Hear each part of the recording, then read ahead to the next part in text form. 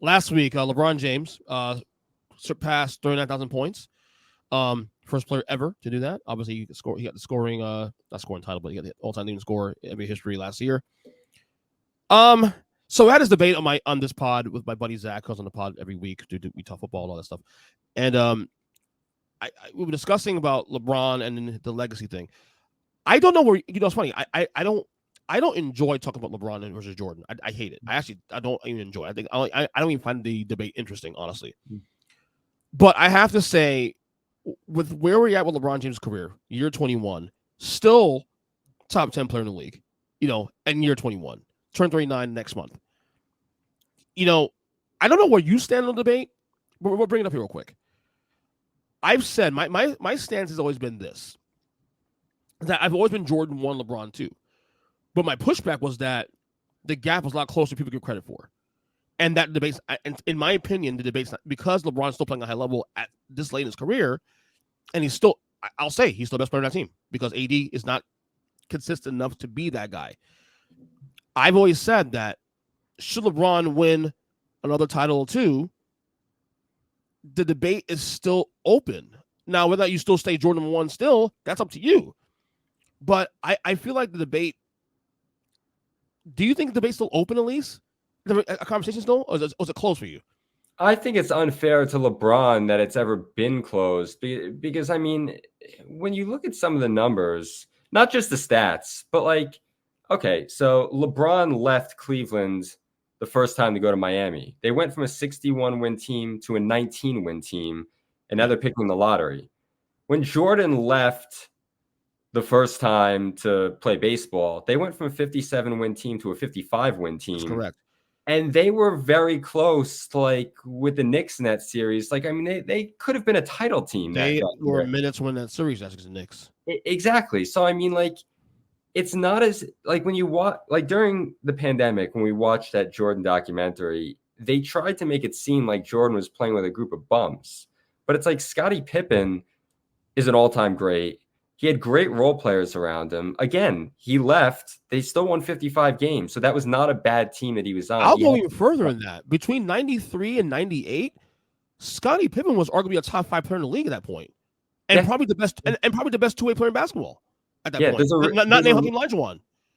There's a reason why Scottie Pippen is so bitter towards Michael Jordan. And it's because Michael Jordan basically portrayed him as a quitter and a whiner. Like he came out of the game, when Kukoc hit that last shot. And then also he opted to get surgery, like bailing on his team for a few months. Like they really went out of their way to make him seem like he was this bum when really, like, again, to your point, he was like a top 5 player in the league at that point in time. So, I mean, like what's held against LeBron, and like I have no problem if anyone says Jordan's the best player of all time, or LeBron's the best player of all time. Like I feel like you can make an argument for both.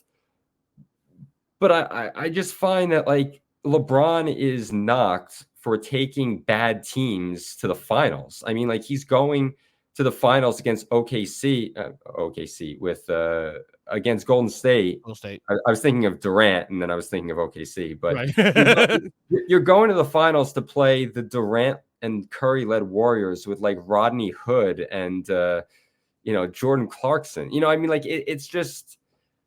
And then the first time he went, you've got Ilgauskas and Boobie Gibson and, Anthony Parker and guys like that. I mean, like Anderson Varejao, like he's getting knocked for losing finals that other players would not have even gotten those teams into the playoffs, let alone to the finals.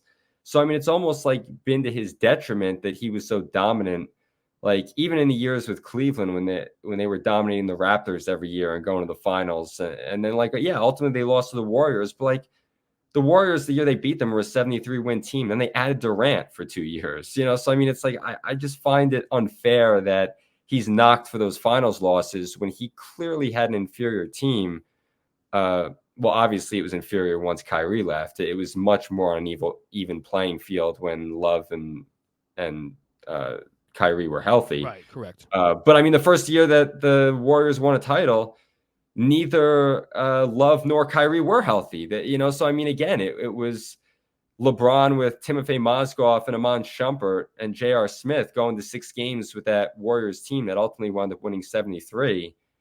it's just not a fair knock on him, I think, with some of those finals losses. Like, you want to knock him for the one against the Mavs with Miami. Oh, I do. I'm a Heat fan. I always do. Yeah, I'm totally on board with that. They should have never lost that series. That you can definitely knock him for. But a lot of those other series against the Spurs with guys in their prime, with Kawhi entering his prime, and the first time against the Spurs with Duncan in his prime, and LeBron playing with Ilgauskas and those guys, like he did an amazing job just to get some of those teams to the finals. So, and the ones that he won, I mean, are ones that he should have won. I mean, he had Bosh and Wade and all that. But I think that his ability to elevate other players and make them better has gotten lost amongst his longevity. And I think the longevity thing is starting to make the 2011 finals failure, at the very least, not forgotten, but somewhat, I don't even want to say forgiven, but it at least makes it a little more palatable now to debate that, because he's continued to sustain the success for as long as he has. You know what I'm saying? And yeah, look, we're never going to see something like this ever again in our life, man. I mean, maybe not. I mean, this dude takes care of his body. The way he's playing, he can go another 5 years. Yeah, and I agree with you. I agree with you about the Jordan debate, and the reason why I find it so tiresome is that, like, instead of complaining about everything with LeBron's game and trying to nitpick because you want to prove that Jordan is the better player, like, enjoy what you're watching now, because to your point, we're never going to see anything like this again. Right. I mean, like, even the streak of like scoring 10 plus points in a game, like, you look at it and you say, oh, how could a guy not do that? Like, Jokic had a game last week where he had 9 points and got ejected, and he didn't finish with 10 points. Right. I mean, Durant during the pandemic had to leave a game in the third quarter because he, tested positive, and finished with like 8 points. I mean, like, right. His ability to not sprain an ankle or get thrown out of a game, or, Right. to just be dominant for 18 years of, scoring 10 plus points a game. Right. It's really remarkable. Like, even though it seems like a small, like, insignificant thing, it's just incredible.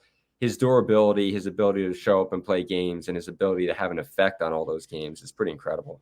That being said, some more things to get you out of here.